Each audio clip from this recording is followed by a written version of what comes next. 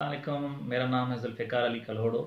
आज मैं एक आपके साथ नई स्टोरी शेयर करूंगा और ये स्टोरी है मीर मज़ार कलमती की चौकुंडी की बाक़ियात के बारे में।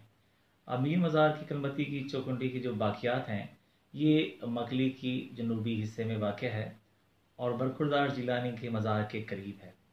मीर मज़ार कलमती कलमती कबीले के सरदार थे। एक जंग हुई जोखिया और कलमती कबाइल के दरमियान में 1203 हिजरी में ये उसमें शहीद हुए। तो ये जंग जो है वो जोखिया कबीले ने जीती, लेकिन उससे पहले एक जंग हुई थी जिसे फर्स्ट बैटल ऑफ मकली कहते थे, वो कलमतियों ने जीती थी। तो बाद में कुछ अरसे के बाद दोबारा एक लड़ाई हुई या जंग हुई जिसको सेकंड बैटल ऑफ मकली के नाम से कहा जाता है कि वो सेकंड बैटल ऑफ मकली यानी मकली की दूसरी जंग हुई, जिसमें ये मीर मज़ार कलमती शहीद हुए और फिर वहाँ इसको दफन किया गया मकली के उस हिस्से में जो अब मीर मज़ार कलमती का कब्रिस्तान के नाम से मशहूर है। अच्छा, ये कहते हैं कि ये जो चौकुंडी है, ये 12 पिलर थी जो सारे के सारे पिलर गिर गए हैं और उस जगह पे मौजूद हैं।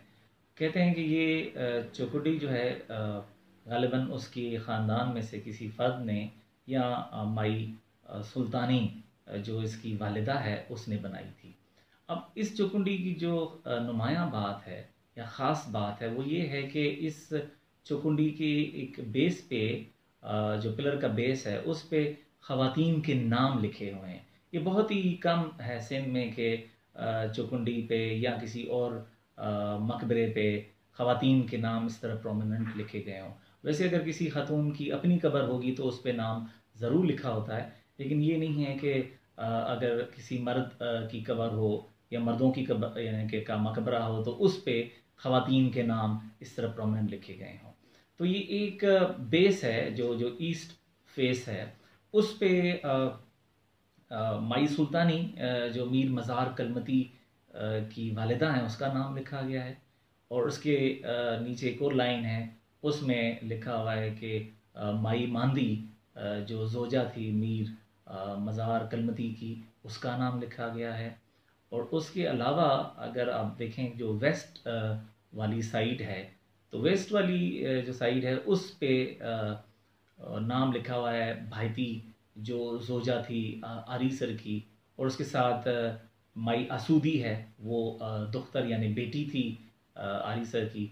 तो उसके अलावा और जो नाम भी हैं ख़वातीन के हमें मिलते हैं, लेकिन ये बहुत ही एक इम्पॉर्टेंट चैप्टर है हमारा हिस्ट्री का, जो मैं समझता हूँ कि मज़ीद इसको काम करने की ज़रूरत है कि ख़वातीन का क्या रोल था, यानी 18th सेंचुरी में या 19th सेंचुरी में जो डिसीजन मेकिंग में बहुत बड़ा रोल था, जो ये ज़ाहिर करता है कि जब हम प्राइवेट और पब्लिक स्पेसेस में आप देखें कि नाम नहीं लेते ख़वातीन का पब्लिक स्पेसेस में, तो फिर इस तरह कैसे प्रोमिनेंटली इनके नाम लिखे हुए हैं। तो ये शो करता है कि सिंधी जो मुआशरा था उस ज़माने में कितना लिबरल था और कितनी लिबरल पॉलिसी थी उन लोगों की जिन्होंने ये चौकुंडी बनाई।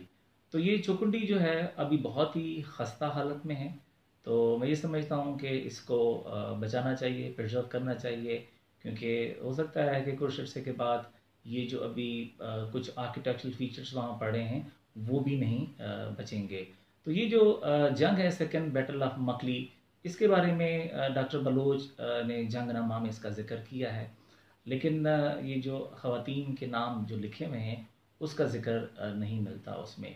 हाँ, ग़ालिबन डॉक्टर बलोच ने ये ज़रूर लिखा है उसमें कि जो कब्रें हैं उन पे उन लोगों के जो नाम लिखे हुए हैं, ख़ुद मैंने जाके भी देखे कि वहाँ उस प्लेटफॉर्म पे अभी 5 जो हैं कब्रें मौजूद हैं। तो उस 5 में से 2 ख़वातीन की हैं और 3 जो है वो मर्दों की हैं। उसमें जो प्रोमिनेंट है कब्र जो वो है मीर मज़ार कलमती की, तो उसमें नाम लिखा हुआ है उनका, ये जो है शहीद हुए। उसके साथ मीर खेरा कलमती उसका उसकी कब्र है और उसके साथ फिर एक झाड़ियों में बिल्कुल एक कब्र छुप गई है, कहते हैं कि ये मीर इब्राहिम कलमती की है।